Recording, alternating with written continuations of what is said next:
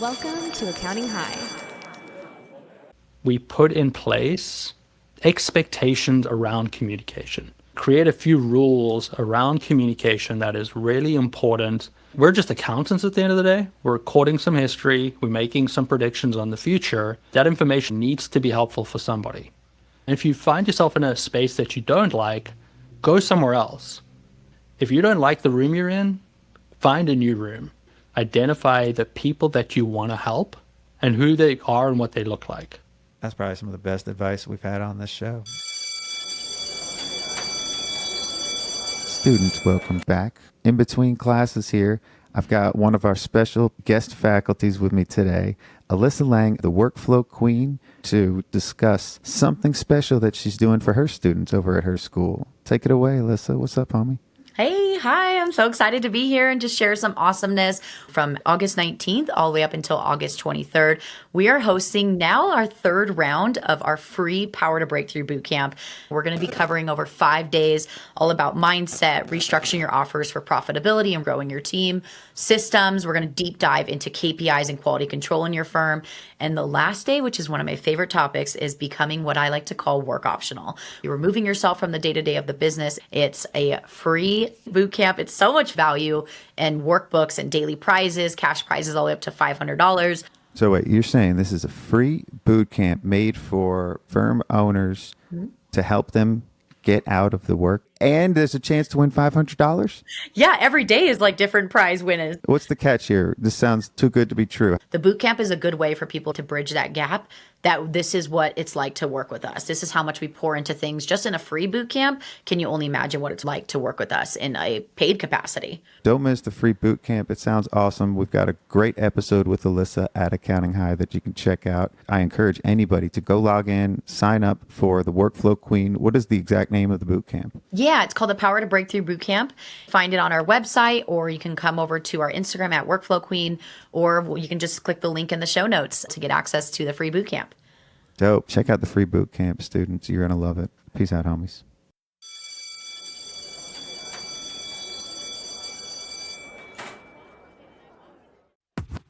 Hi, class is in session. It's time for Shoperations at Accounting. Hi, class is in session. It's time for Shoperations at Accounting. Hi, kids. Hybrid teams, for Pete's sake. I'm trying to manage through screens, but I can't figure out which Zoom window's my next meeting.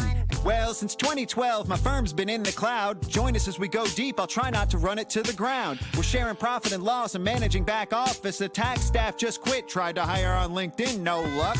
And scope creep, team count, CAS, automate tax, compliance, transactions, ID, and bottlenecks. Come on, ops. Scotty, wait a minute. It's my firm, dog. I know, and I said you could run it however you want. Introducing the star of our show. Scotty and Zane Stevens. We're gonna have a problem here.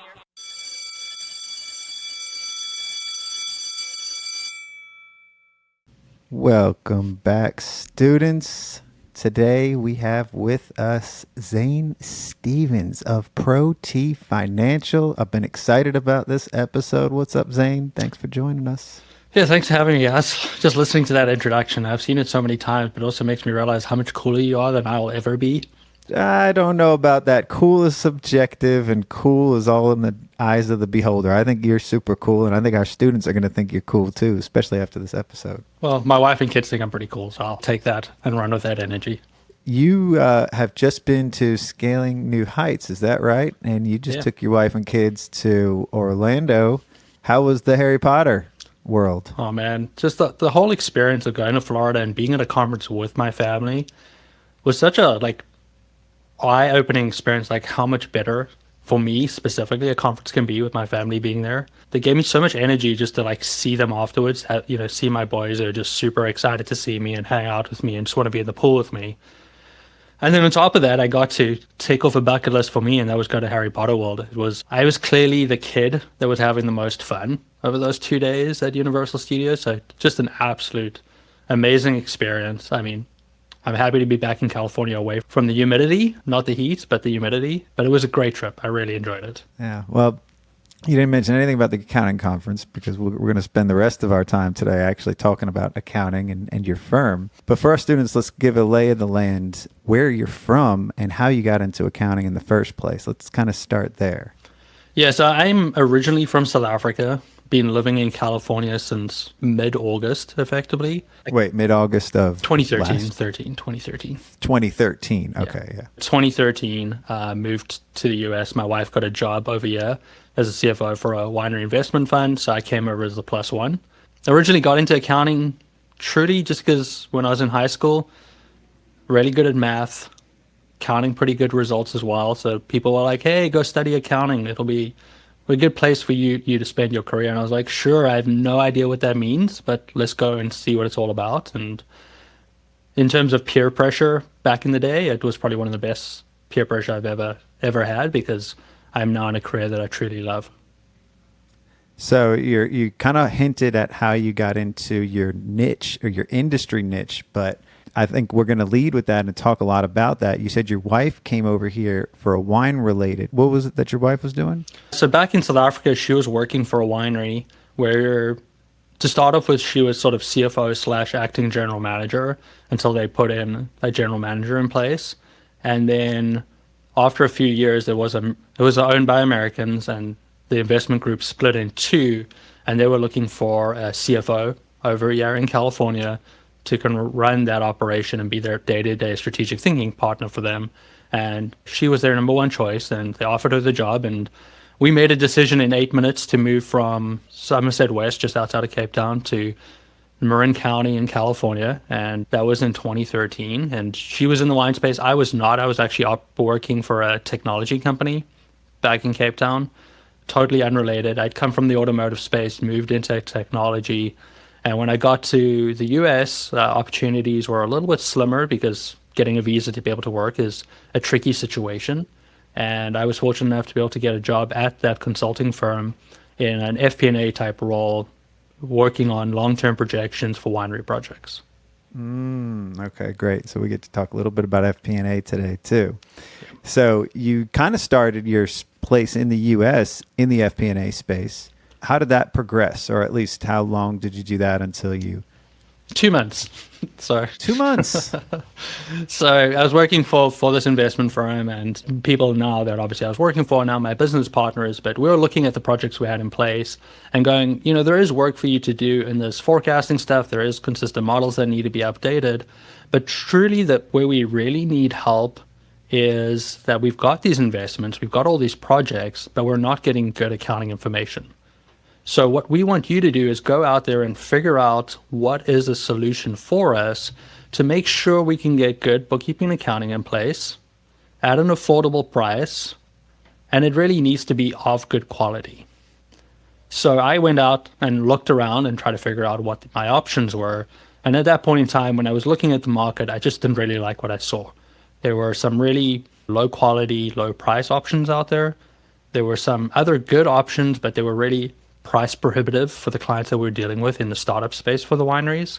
And there was just a combination of expensive and poor quality, which is, not good to see. So I thought I could just do it better.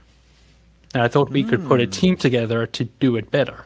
Probably just bored and overestimating my own ability at that point in time. But I said, let's go for it. And let's start this business with the idea that I would be the face in the US. But I know some really smart people back in my home country of South Africa that we can hire to do the bookkeeping, and I can just do the review and be the face and the point of communication for our clients. Did it originally start out that you were just going to work with wineries? That was the general census when we first started. Going into it, we're like, we've got an opportunity. We have a handful of projects to work with. We think we can find some other clients that would like to work with us. But that really was only for the first 4 or 5 months. And what ended up happening then, my business partners were just talking to some of their friends that did have wineries. And a lot of time, like, yeah, we might be interested in talking about it, but we also have this other business that we would actually like him to take on if he's willing to. Even though we were winery focused in the beginning, we ended up taking on a bunch of other work outside of the wine space. A couple of cosmetic brands, an attorney, and a big one was a big music festival that we took on as well, which ended up being quite a big starting point for us. Wow. Okay. So with all of these clients that you were taking on, what services were you offering, or what were you providing for all of them? So generally speaking, we were doing bookkeeper work, as they've now in the new CAS definitions, that's accounting service work, a lot of let's record the historical information. But we also did find ourselves doing a lot of issuing of invoices, making payments, and then that sort of moved on into let's do financials, let's do some analytic work, let's file some of the city taxes, end up doing, in the winery space, there's a lot of compliance work around alcohol beverage. So we end up doing a lot of the compliance work, California sales tax returns, the TTB filings, which is, an annual filing the wineries need to do. So we sort of spread our wings quickly from just bookkeeping to the full scope of the accounting services, excluding anything CFO related. We weren't ever making any strategic decisions for our clients. And this was all for the CFOs, for the FP&A work, because they couldn't find any of the good back office work. They couldn't find reliable sources. Yeah, created this. A lot of the time when we were getting brought in is because they were trying to do something, right? Raise debts, get a bank loan, start doing some long-term forecasting, and the other person coming in, the other professional would come in and say, these books are just not up to standard. They're not what we expect to see. They're all cash basis, and this is a business dealing with inventory with long cycles. We really need it to be on accrual basis. So we need to bring somebody in that understands accrual accounting, understands the wine industry, and they can get these books up to standard so that we can make good decisions with the information available. So you happen to fall into your niche. Literally tripped and fell. Literally tripped and fell on the other side of the world now. You're building something up. Was your wife involved at all, or was she still working at the winery? Yeah, so she was still working for the winery investment company for the first 2 years that we started it. So we started in 2014. She eventually joined the company in 2016. Okay. And this is after all the visa stuff worked out. All the visa stuff's worked out. All that's been solved. I went on multiple different visas before I got onto an H-1B. She was already on an H-1B when she started in the country. And we've rolled through many different versions until we were eventually green card holders. Okay. So that's a wonderful origin story. And it started very small. Now, tell me about the makeup and the size of Protea Financial.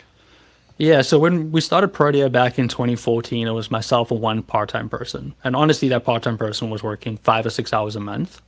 And we started with one client, and I think we grew to like 6 in the first 3 months or something like that. As we stand today, we're a team of 41 people, 8 of us in the US with a balance in South Africa. And we generally have anything from 155 to 165 active clients. There's about 145 recurring clients at this point in time. What's the revenue? Top line? Top line, last year it was 3.8 million.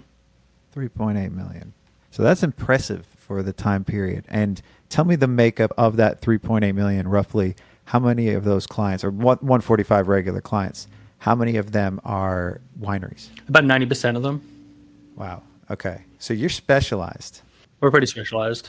And you've grown substantially since you first started out in this niche that you kind of fell into. What services are you providing for all of these clients now?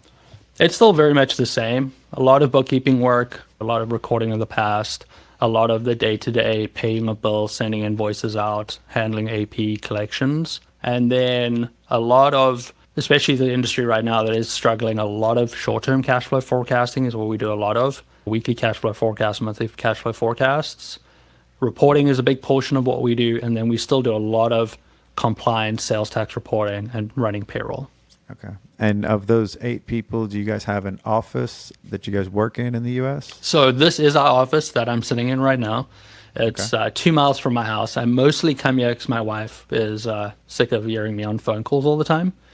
Okay. Everybody else. Podcasts. Yep, for podcasts, and everybody else works at home. Oh, really? Yeah. So this is it. This is your office. This is our office. Yeah.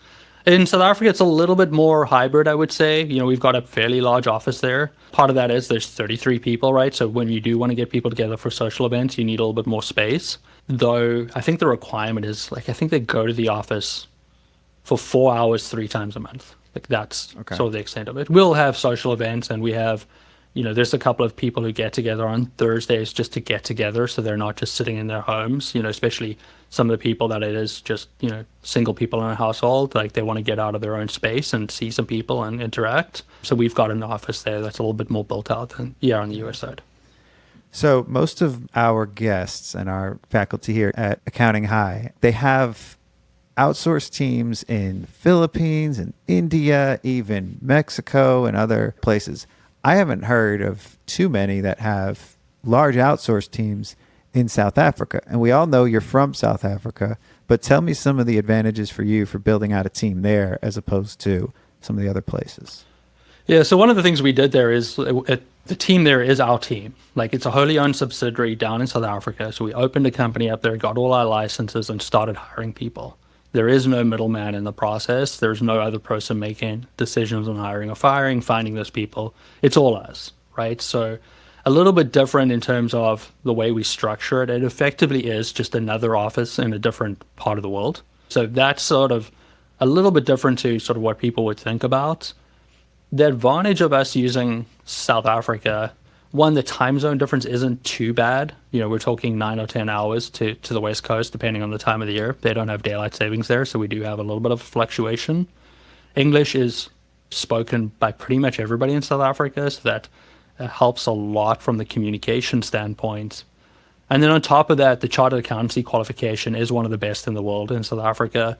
The high ranking of these professional qualifications. South Africa is always in the top ranking, top 10, top 5. Very sought after professionals as well. So we've got really smart people who speak the language, are pretty close on time difference, and are hard workers. Go out to the market and you find out about South Africans, like, oh, they're the hardest workers, and they want to get their job done. There's not a lot of like long lunch breaks and chatting, and like, it's not, I want to get my job done, I want to get home, I want to get on with my day-to-day activities. Maybe compared to other parts of Europe where they're notoriously not as hard of workers. Yeah, for sure. And I think it's just a different culture. Like, people want to get in and get out, right? I remember back in my days at KPMG, and there were a lot of people still going on secondments over here to the US. And they'd be like, oh, people go out for lunch for like 90 minutes. I was like, what? And they're like, yeah, we're like, no, 30 minutes, get your food done, like get eating, get back to work so you can go home, right? Like, I want to go grab a beer at 4:30. I'm not wanting to hang out here and work some overtime. Yeah. Well, you said they speak the language. They speak both languages. They speak the language of business and the language of English. Correct. So, and they're very proficient. So that's your CA. You said chartered accountants there are some of the best in the world. Mm-hmm. You were a chartered accountant that got your license in South Africa, correct, right? That's dope. So you sort of built this hybrid business that had 1 foot in home. It's actually more than 1 foot. You got more people there than you do here. How did you end up hiring people here? It sounded like you were growing and you built this whole business, that the base of the business, the foundation, essentially all the work, most of it's being done there. Is that right? That's why the team is bigger there? Yeah, the goal is on every project, for every 1 hour we work in the US, we work 5 hours in South Africa. So that's sort of the basis, the way it goes. It's not always perfect. We have those clients who want more phone calls and things like that. So it sort of fluctuates. But the general goal is a 5-to-1 ratio. If we can get it higher than that, even better. From a profitability standpoint, push so much work down there. But I think it was like year 3 when I decided, hey, I probably need some help. My wife had sort of entered in the business. She was working 1 foot in, 1 foot at the other operating entity as well.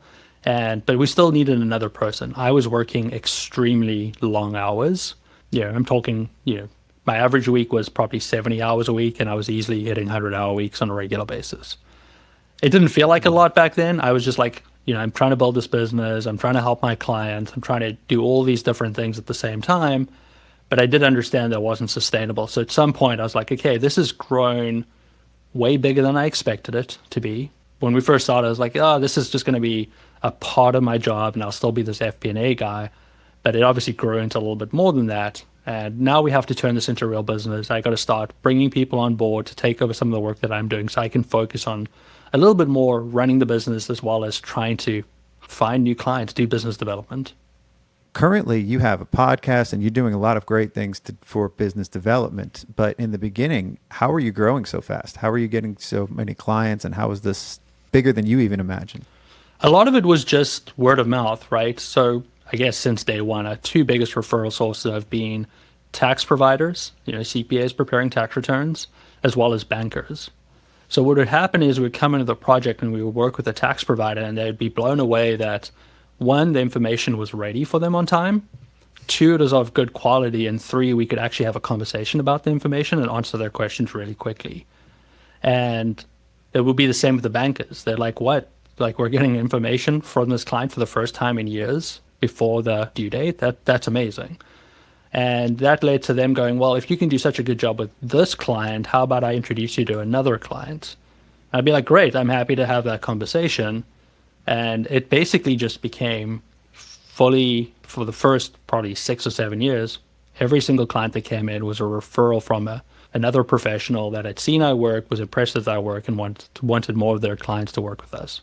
So you were impressing people with something that should be expected, doing what everybody should be doing, what's expected. Like, getting stuff in on time is not what everybody's doing. Yeah. Most accountants are late and they are behind. And so you're impressing people with what should be the standard. I agree. I think quality was a big portion of it, but I think what actually made the biggest difference was our communication. So it was good quality work, but also the ability to have a conversation with these people, respond to their emails on a timely basis, turn over information pretty quickly. And that was sort of like, and it still is, a bit of a cheat code that we have at the moment, is that we can get requests late in the afternoon, send it over to our South African team, and we're submitting first thing in the morning.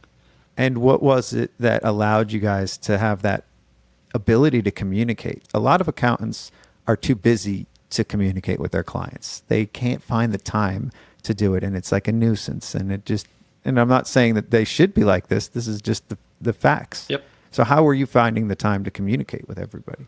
So part of it is making sure that the team in South Africa weren't working a ton of hours. So I'd rather overstaff a little bit and have people sort of twiddling their thumbs a bit more and going, hey, don't worry, I'll find you some work down the line. That's my problem. You worry about it. I've always worked a ridiculous amount of hours, but that was even before I started Protea. I'm probably a little bit of a workaholic. Even when I was working at my last company in South Africa, a 70-hour week was normal for me. It's just what I did. I like working. I like what I do. So I spend time doing it. But having that little bit of give in the system would allow us to deal with items that come in out of the ordinary. So when questions came up from a banker saying, hey, we want to extend this loan, but we need this information to get it done, it was easy to be able to tell the team, like, hey, I know you're a little bit busy, but prioritize this. We've got some slack in the system for the day after. Get this out. We'll focus on this. Let's make sure this client gets the money they need to stay in business, and we'll move forward from there. It was important, though, to make sure we put in place expectations around communication.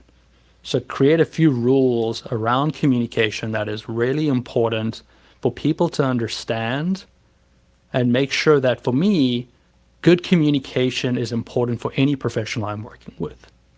I want to know if I'm sending something to somebody I'm working with, they're actually receiving it, understanding it, and willing to respond to it. So we've always gone in with the rule of 24 business hours, get a response out to somebody. And even if that response is just, hey, thank you, received your information, I'll work on this at a future date. Give somebody something so they're aware that you've actually received it and you're going to work on it. Because the basis of poor communication is when the other person doesn't know what's going on and they feel in the dark. So even if you're responding quickly but don't know when they can expect to receive a response from you, that creates uncertainty, lack of trust, and it just puts pressure on the whole relationship. So we try to create a situation where we respond timelessly so that people are never in the dark. They know that we're receiving their information and they know that we're actually going to get back to them. And I think that having good communication is a massive bonus for our clients. Like, the clients want to know that the people they're dealing with can communicate. Yeah. And there's a lot of other little things that we do in communication, like keeping it simple, right? Like, don't talk with a bunch of jargon. I always tell my team, I'm the dumbest person in the room, so make sure I can understand what you're saying. And if I understand it, then the client's probably going to understand it. Don't talk to me like I'm some professor in an accounting class, because that's just not me. And so you kind of crack the code then in this business. It's about the relationship and it's about keeping the communication open because clients don't necessarily care if you get it right all the time. If they know and they're not in the dark and they know what's going on and you've kept them informed, you've bought yourself some slack to even make some mistakes or to do certain things. They're going to forgive that. They won't forgive you not answering a question or an email. That's why they'll leave.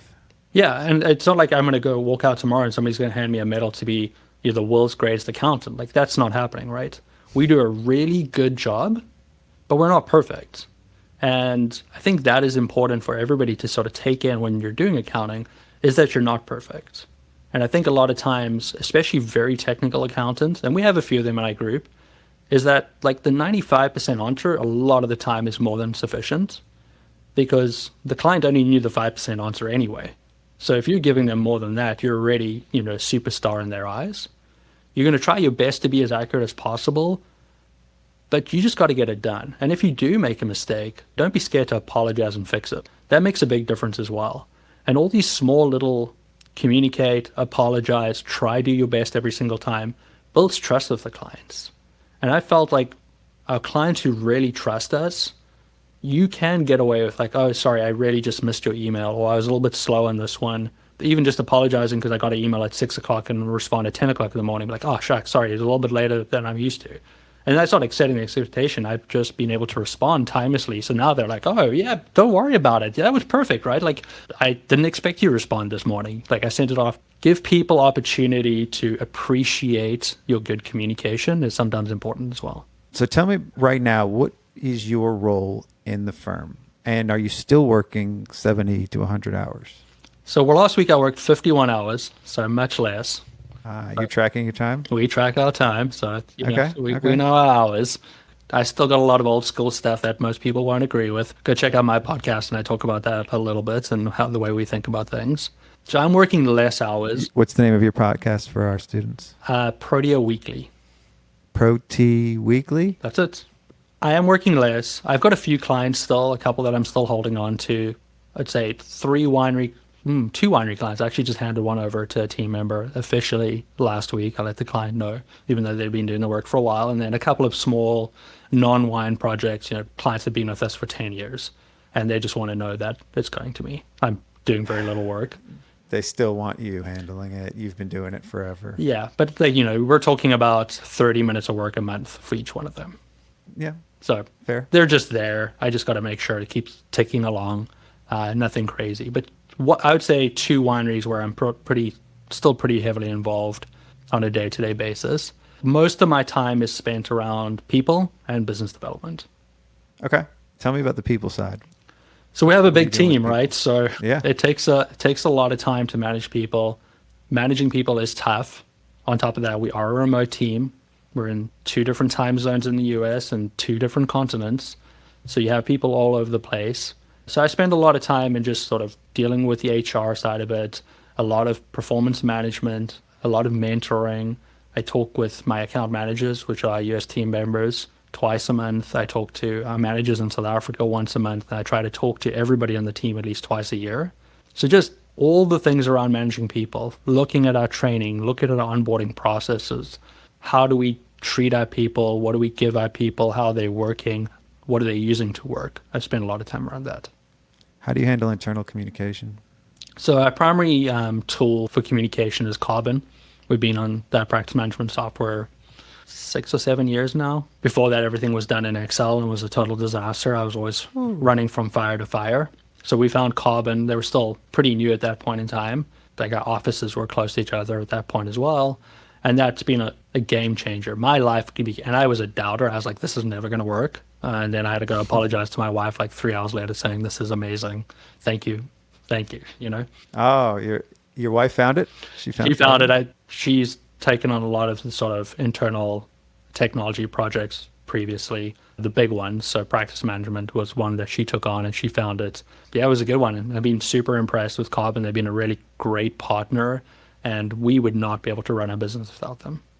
Yeah, well, your logos look similar. The one on your shirt and the Carbon has the, that black and white silhouette too. So, yeah. And other tools that you're using for internal communications? Are you guys using Slack or anything else, or everything's happening in Carbon? Yeah, so we use WhatsApp, we use Zoom for video calls, and then we actually still use Skype, which we started using in the beginning as well for a lot of our calls with South African team members. Free phone call, effectively. Sure. We use Skype. We're reassessing that at the moment. We might be moving over to Teams in the near future. We just got to figure out a sort of project plan for that. But most of it is phone calls, quick messages through Carbon has definitely been the best way for us, but we don't use Slack. I'm not a fan. No, neither am I. But I'm just curious because your team is so dispersed. You got to have some kind of hubs or some place for everybody to be able to go. Yeah, and they definitely on the South African side, WhatsApp is a big tool for them. So they have bigger groups with everybody on it for announcements, and they have smaller project groups that they'll talk to each other, connect with each other. But Skype's the quickest. I'll just be sitting and my notification will pop up. So I'll be like, hey, I have a quick question. I'll be like, yeah, shoot. Or do you mind if we get a call? Like, okay, we can do that as well. I had a team member actually just reach out to me. She's like, can you remind me what that book was that you mentioned that I should be reading? And I was just quickly sent her over. Nothing too businessy. She was just like, if I like Harry Potter, what is that other book I would like? I was like, oh, yes, I can send that list over to you. Cool. So you got a little bit of personal stuff happening there too. What's the management structure like of the team? How is it made up? Are you still 100% owner? So I've never been 100% owner. I have business partners that are non-accountants, people that brought my wife over originally. They're there in the background. They sort of let me run the business how I want. Did they give you guys capital to get started? How did that work? Yeah, $1,500. Oh, okay. Yeah. To get started? Yep. And they're a what percentage owner? They are an 80% owner. 80% owner? And why? How did they get 80% for $1,500? Well, they got 100% for $1,500 to start with. They also sponsored all our visas, so there's That's it. Okay. Yeah. So they helped you guys get to become citizens, and now correct. they own most of the company. How does your salary structure work? Do you make all the decisions? Are they making the decisions? Do you have to get approval? I can pretty much make any decision. There's a couple that I'd have to get approval on, like if I'm going to do something with the cash in the bank account, I need approval. If I'm going to change a major policy, I would need approval, but that's generally around pay structure and like paid holidays. Those are sort of the two things they want insight into. But that's pretty much it. I mean, if there's any material purchase, like we redid the website last year, I had it like, hey, this is going to cost $15,000. Are you guys okay with that? And they responded within like 30 minutes, both saying, yeah, sure, no problem, go for it. But, okay. And it's a lot of the time, it's not even that I have hard rules around it. It's just more like out of respect, I'm going to let them know. For sure, yeah. Well, and so being in the U.S. must have been very desirable for you guys at that point, and probably still is, if that was the draw. To tell the truth, we had no desire to leave South Africa when we did. It was just opportunity fell in our lap, and we said, why not? And then we landed in Marin County, which is a pretty nice place to land. California is pretty good, and then it's a nice central place. You go, San Francisco to the south, wine country to the north, mountains pretty close, beach pretty close. Very similar climate to what we're living in the Cape Town area as well, and no crime that we would have to deal with in South Africa. So it was like, oh, well, this short-term 3-year project seems like a great place. And then we had kids, and that made it a good place for us to stay, seeing that our kids don't know anywhere else but California is home. That's what your kids know. Yeah, that's the thing. They know that, and they know Harry Potter world now too. Oh, yeah. So, all right, that's really interesting. So you've built up this firm, 20% equity stake, and you're basically the CEO or the. What are your title? What's your title of the firm? My title is founder, so nothing okay. too special. But I would say I'm more a COO than a CEO. Interesting. Okay, and why is that? Because I'm just dealing with a lot of the day-to-day operational stuff still. My goal is to push out of that and into the CEO role. We're at the moment working and sort of filling in some positions, taking tasks off my plate and bringing other team members to take on that work. Interesting. Cool. All right. So now let's talk about growth of the firm and the things that you've been doing for business development, for marketing. So you got a lot of business just from referrals, but you've also been active on LinkedIn for a little while now. You've got a podcast and other ways. Tell us how you're attracting clients now beyond just referrals. Yeah. So I would say that the main way I gather clients right now is networking within the wine industry. And that's not necessarily with winery owners, but more with professionals within the space. So people that are serving the wineries are the people who I spend a lot of time focusing on. And this year particularly, I've gone to a lot of conferences where you get a different mixture of people, different bankers, different CPAs, different consultants. And I try to spend a lot of time talking to them about what do they need to be able to do their jobs better? What can we do to help them get the information that they need to fulfill their roles? So you're focused on how you can help them and their clients. And in turn, that tends to bring you probably a lot of business. Yeah, I think that's really important, right? Like, again, we're just accountants at the end of the day. We're recording some history. We're making some predictions on the future. But that information that we're putting together needs to be helpful for somebody. Now, we know it's helpful for business owners, but they're all, a lot of the time too busy to use that information in a productive way. And hopefully they have good people around them to be able to help them make those good decisions. So our goal is always to get that information to them on a timely basis, as accurate as possible, fill in some of the gaps with some commentary, but put it in front of them in a way that allows them to make good business decisions. And a lot of the time for that is getting to their professionals that are helping them. That's probably some of the best advice we've had on this show. That's awesome. So Give yourself a pat on the back. Protea. What does Protea mean? So Protea is the national flower of South Africa. It has nothing to do with wine? Nothing to do with wine. I thought it was like some kind of like part of the grape or some kind of part of the process in wine. What in the world do you have branding that has nothing to do with wine? You're dealing with wineries. It was important for me to show my connection to South Africa. Because your firm is built there pretty much. Yeah.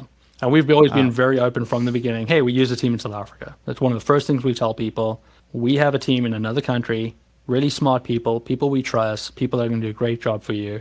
I'm South African, they're South African, and that's who we are, part of our identity. Sure. So getting that out of the way and building the trust in the beginning, I think obviously you're putting your best foot forward anyway with the way that you communicate and the way you get the work done on time.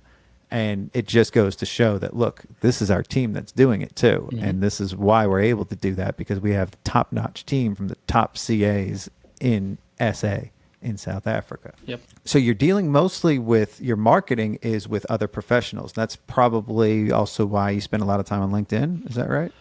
So I got into LinkedIn in sort of 2020. I had an account before that, but when the world went crazy, I decided that it was probably a good time to not just communicate quickly with my clients, but maybe share some of that information with a broader audience. So, we're doing a lot of work with all the government things that were popping up and trying to share that with us clients as quickly as possible. But I felt like I needed to get a lot of that information because it was well researched, well thought out, and had a lot of input from smarter people than me. So I wanted to start putting that information out there to share it as quick as possible. What I found when I spent more time on LinkedIn is there's a lot of really smart people sharing really good content. Good for me to learn from, good for me to share, and a great place for me to grow and develop. And potentially find some new friends along the way as well. People that I can rely on, trust, talk to, ask random questions. I've got some weird and wonderful message links on LinkedIn where it's just like, hey, what was that you put up there? I'd love to buy one myself. Those type of personal questions as well. So got into it really just to gather information and share information, and it sort of became part of my daily habit is spending time on LinkedIn. And I'm sure you get a lot of fulfillment out of that too in ways. I guess we have a mutual friend that's in Marin County, Nicole McKenzie. Mm-hmm. You probably met her on LinkedIn, or did you meet her through local events? We first met through a networking group called Provisors. Aha, Provisors. Tell us a little bit about Provisors. Yeah, so it's a national network of professionals, very heavily attorney focused. About 70% of their membership is attorneys. Bunch of regional groups, about 30 people per group, and then there's groups all over the country. For me, it's a great place to meet other professionals that I feel like could be very helpful to my clients. It's not maybe the greatest referral network for me, though when I do get it, it's recurring work, so I cover my fees pretty quickly on a new client through there. But I've been able to connect with a lot of great professionals, people that are just smart and have very specific skill sets that I've been able to leverage either in a case where my client is looking for specific help, or by having guest blog posts on our website where we share the information they have with the world. And I've used that even further in the last year or so by having them as guests on Protea Weekly to share information. I just had an attorney last week talking about the Corporate Transparency Act and what that means for small business owners, or by having them on my other podcast, Protea Conversations, sharing their story and their advice around leadership and just career development. Okay, so tell me how that got started, the podcasts. So you have two podcasts. Podcasts. When did you get started on those? So Protea Weekly started late 2023. And really what it was is that I just decided, I woke up one morning and I said, I'm going to commit 52 weeks to go live on YouTube and talk to myself, because I won't have any guests, which is still the case, and just share top of mind thoughts. So I'll wake up on a Tuesday morning. I'll just sort of remember what I've been, interacting with on LinkedIn. I'm going to go out there and talk about it, share my thoughts about it, share my ideas, my advice, and hopefully that can be helpful to somebody. So that was just more of a personal goal to put myself out there a little bit more. Mm-hmm. I'm happy to sit in my house and never talk to another human again. So I need to do something to sort of stretch myself a little bit. And that's how Protea Weekly came about. I just recorded episode 30, so we'll see how that goes. I've got another 22 to go and make a decision then. Do I continue to do that, or do I, use that time to do something else? Oh, wow. So you went in with an intention. And are you an introvert? I would say I'm an introvert. Is this easy for you to do all this networking? You're doing a lot of it. And you said you would be happy if you just weren't around any humans. Yeah. So, I'm happy to be at home, right? I'm happy to be with my wife and kids, and that's fine. I don't need anybody else. But I do have the skill sets to be able to go out there and have conversations with anybody. Back when I was in college, drinking age is 18 in South Africa. So I started working in bars at 18 years old. So you just learn to deal with all types of people in all types of conditions. So I have the skill sets to be able to spark up a conversation with anybody at any time. On top of that, I do love talking to crowds. I prefer to stand up in front of 100 people and talk to them than probably a one-on-one with some person I don't really know. I'm more comfortable on a stage. As a kid growing up, doing orals in school was really comfortable for me. I was in Toastmasters, so I learned how to talk in front of crowds. That type of conversation is much easier for me. I feel, maybe I feel protected because I'm behind a camera. I find that that's better. The one-on-ones can be tougher, but you develop different skills to be able to do that. Sometimes I go to conferences and I don't know a ton of people. I try to find one or two people that I do know, especially people that I know have big networks, and I can sort of use them, walk around and get introductions to a bunch of people, grab a bunch of business cards, and then follow up to have those one-on-one meetings in a much more comfortable environment. So it's just developing different skill sets at different times to be able to go out there and have those conversations. I'm fine when I'm out there, but I have to sort of force myself to do it. Okay. Yeah, that's fair. That's a good point. And then how about the conversations aspect of this? So you got the weekly, which is solo, and then Protea Conversations. Yeah, so Protea Conversations is an interesting one. At the end of 2020, there was just a lot of stuff going on in the world, and I was just I want to be able to share some positive stories with people. So we started a featured blog post on our website called Protea Conversations. And really what it was is we sent 7 questions to people and asked them just to respond to those questions and sort of see what came back. A lot of it was, who are you? What do you do? Part of it was, what's the best advice you've ever received? What advice would you have in terms of leadership? And we did 30 of those interviews over 2 years, and people really, really loved it.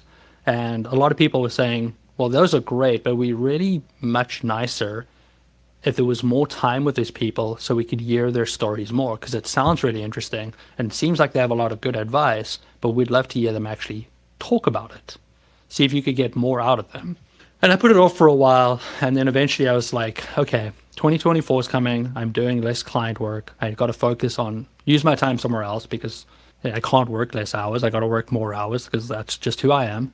So I'm going to reach out to some people and see if anybody's willing to sit down with me and have a conversation. So Protea Conversations is this podcast that is an extension of Protea Conversations, the blog post. And we just sit down for 50 minutes to 60 minutes, sort of in that range, and just find out about people, who they are, where they come from, how they got into the profession they were, and then ask them some questions about leadership, business, just advice. The goal is to give people really good advice that could help them potentially improve their own careers or improve their own leadership. I think we released episode 9 or 10 last week. I'm pretty backed up. I am blown away on how receptive people have been to it. That, I've got episodes recorded through October, and I have meetings scheduled through into next year already. Isn't that interesting? Everybody wants to be on a show. Everybody wants to talk about themselves. Yeah. But I mean, the big part for me, and maybe this is just like underestimating myself a little bit, is like, who would want to talk to me? Right? Okay. Like, what could I really add value? Why couldn't they get this from another platform? And I think people come in and they're like, oh, what, this is going to be really like, we've met you, you're a little uptight, but it's more, sort of free. Just talk. If you want to talk for 40 minutes without me saying a word, go for it. Just share your story. People want to know about people, and it's a good way for people to sort of learn to know people so they can trust people, so they can refer people, that type of mentality. So it's done really well. I mean, it's a combination of other professionals that I know from Provisors, people that I trust with my clients, as well as a bunch of different accountants that I know. So that's been really great. And obviously the accounting episodes are doing way better than the professional ones. We definitely see the engagement come through LinkedIn. People see when I post about it and they click through, and it's doing pretty well. I mean, it's not huge viewership, but it's more than I expected. And I'm really proud of the outcome on it. There's so much great advice, and I feel very humbled to be able to spend an hour with these people, hear their stories, and hear so much great advice. And what I've found is that I think a lot of people don't realize how much great advice they have to give. And, I walk away from some of these, all of them, like here's like 15 pieces of advice. And I would say 3 of the pieces of advice are from questions I asked. The other is just sort of as they're talking, it's just come up and they've shared like a nugget of gold that other people I would have just missed out on because they haven't had an opportunity to talk to this person. Or haven't had the time and space to allow that to come out. Yeah. That's the thing, is you're creating the space to allow the great advice to come out because you're listening, you're not interrupting, you're letting them talk. Who is the intended audience for the conversation? Sounds like weekly, the intended audience should be your clients or potential clients out there for conversations. Conversations is just anybody. Honestly, it's just anybody that is looking to be a better professional is sort of my focus. I've got a big goal of I had a lot of good mentors in my pathway, right? I had a lot of good people that looked after me, held my hand as I went through my career. And I know not everybody is that fortunate. Not everybody falls in a situation where they're in front of good people that can put them on the right path. Like when I first started, I was perceived as very arrogant. And I had a manager sit me down and be like, hey, it's only the people that are sort of at your own level that think that way. All the management team don't see it that way, but you do need to tone it down because you cannot be successful if the people around you don't like you. So you need to figure out how to, take that energy and show it in a different way, or we have to find a different way for you to sort of show us all what you can do. And that's only because that person actually cared about the person around me, cared about me. They wanted me to be successful. And they didn't know me before that. They weren't the person that gave me my contract to sign there. They were just like, this is a random first year that's working into an accounting firm, and we want him to do well because we can see he's got potential. And I think there's way too many people out there that start their career and they just don't have good people around them. So if I can do a little bit by putting out good information from people that are way more successful, way smarter than me, that really have good insight to provide, well, then I want to be able to share that message with those professionals. Be them young, be them older, people that are, maybe changing careers, looking to change the direction of their careers, or just be better people. I think it's a great place for them to sort of sit down and just get some great lessons from great people. So how did you take that when he first told you that as a young professional, getting that kind of advice? I mean, you're telling me this in hindsight now, but did you take it with that much maturity then, or were you just like, oh God, what is he talking about? I don't know. I'd probably have to reach out to him and go like, how did I take it? And what it was is that I just had a lot of confidence coming into it. I've always had a lot of good self-confidence. My mom did a great job of instilling that in us, and I'm very fortunate for that. And I came in, and the chartered accountancy route in South Africa is very structured, right? You go into a training contract and you're a first year, second year, third year before you get done. And I think when they walked in, he was like, if I'm a third year, this first year better respect me. Like, this is hierarchy. You got to deal with it. Where I was like, no, I'm here to help the client. I'm here to get this audit done. I want the best result. I don't, like, if you're a third year, I don't care. If you're not doing your work, I'm going to do it for you type situation, right?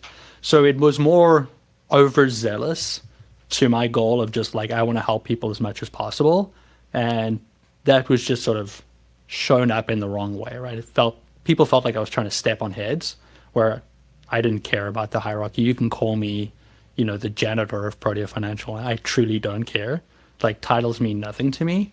They clearly mean something for other people, which I learned to appreciate. I quickly looked inside of me and said, okay, yeah, I totally get it. I can see what you're saying. I'm definitely not I'm not going to get invited to every drinks after work if I carry on this way. So I better just adjust myself a little bit. It's such an important point you made, like how your mom instilled a lot of that confidence in you, because the people that aren't built up with that confidence growing up tend to project it in other ways, in their titles and other things, and they may not be as secure or as confident about it. So they need that stuff to make them feel better about themselves. That's why they really are serious about their titles and other things, at least as what I've seen and what I've found. So that's an important thing to recognize, and especially information for our students. Just like you said, the more you talk, the more valuable information that you can get out of somebody and that they share. And you've done that a lot today, so I appreciate it. Give our students one last piece of advice if they are having trouble because they haven't fell into a niche. Your niche found you. It was no accident. The owners of your company are in winery too. So it was in their best interest. It kind of helped you out and helped you find a direction and a path to go on that proved to be explosively powerful for you. It grew to almost 4 million. I'm going to put 4 million on the title anyway, 3.8 rounds up. $4 million firm now in just about 10 years. Give our students some advice on how they can fall into their niche or how they can find their niche too. The fact is that most of us are going to fall into it, right? We're all just going to head out after our studies and we're going to end up in a job. And you have to quickly make a decision that, does this make you happy or not? And make that quick decision. And if you find yourself in a space that you don't like, go somewhere else. If you don't like the room you're in, find a new room. And I think it's no harm in trying to identify the people that you want to help and who they are and what they look like. And if you can't sort of figure it out from your career choices, look at your personal life and go, hey, what do I love doing in my personal life? I remember there's a friend of mine back in South Africa, which he really loved sport. So he did everything in his power to apply for every single accounting job that came up at any sports institute in the country. And it found a great job, which led to an even better job, which led to a ridiculously good job at like the dream sports organization he wanted to be at. So sometimes you're either going to find it and move around and figure it out, or just like look into your personal life and go find what is your true passion. What is something that will excite you? Because let's face it, accounting is not that super exciting, right? And I love my job. I love being an accountant. I wouldn't give it up ever. But you have to find something that gives you energy in the morning and be like, I want to help these people. And when you find that, you will know it and then run with it. That is dope. And it's going to find you too. If you're not looking that hard, sometimes it just happens accidentally. 100%. I think most of us, that's the way it's going to happen, right? We're just going to all of a sudden stumble into something like, hey, I really love working with florists that do specialty flowers from a different country. Like, these people are amazing. I love what they do. I love their product. Let me go with it. For me, that happened to be wine. And, I'm not the biggest wine drinker out in the world, but I do appreciate the hard work that goes into it. I love the complexity of how long it takes to go from end of harvest through to bottling. I just love taking in that whole process and how complicated it is and how I can add value to their process and make a difference in their lives. Because a lot of the time, this is their dreams and there is no plan B. A lot of patience too. It requires a lot of patience to be in that process. For sure. Changing lives here. This is dope. Well, thank you. Thank you for coming on, Zane. Appreciate you. Students, you heard it here first. Class dismissed.